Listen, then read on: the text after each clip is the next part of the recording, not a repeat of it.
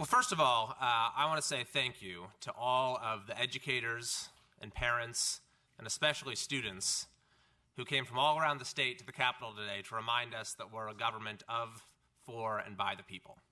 Very important.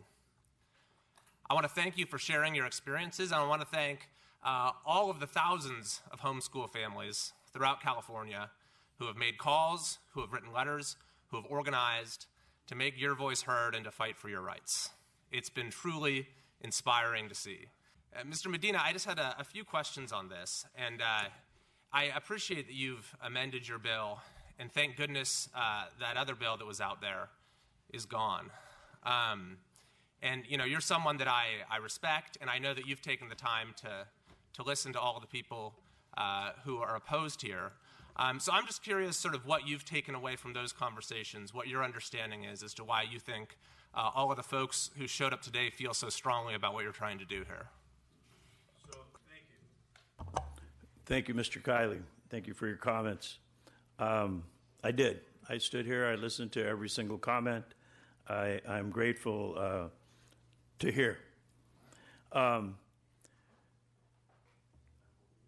do not believe it is possible for government to legislate away problems of our society.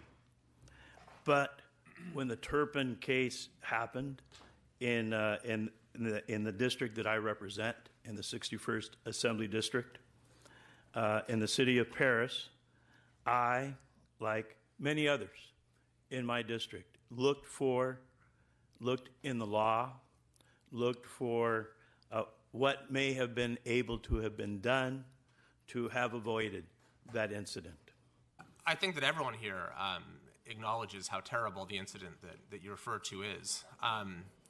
But I think everyone also acknowledges that that's an extreme outlier case.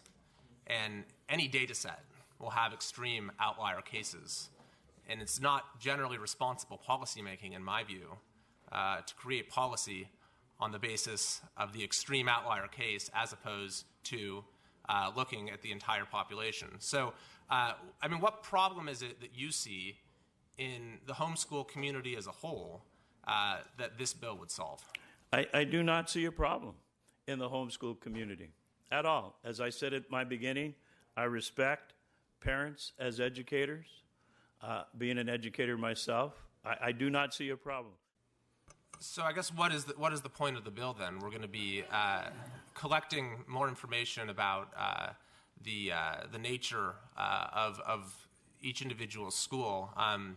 What use is going to be made of that information? In my effort to look at what we do and what we don't do in the state of California, I was somewhat I was somewhat surprised by the fact that we have no record at all, actually, of numbers of parents who homeschool their children. My question, though, is, usually when we're collecting data or information, we do so for a reason. So what is the reason that we need to have this disaggregated data? What are we planning to do with it? I think it would give a better picture of the educational landscape in the state of California. I very much do appreciate that you've narrowed your bill, but I think that when you look at what's concerning folks here is that I think we saw a little bit of the intent when we had the much broader legislation. And I think that all of the folks who took time out of their day and traveled a long ways to be here feel like they're being targeted unfairly.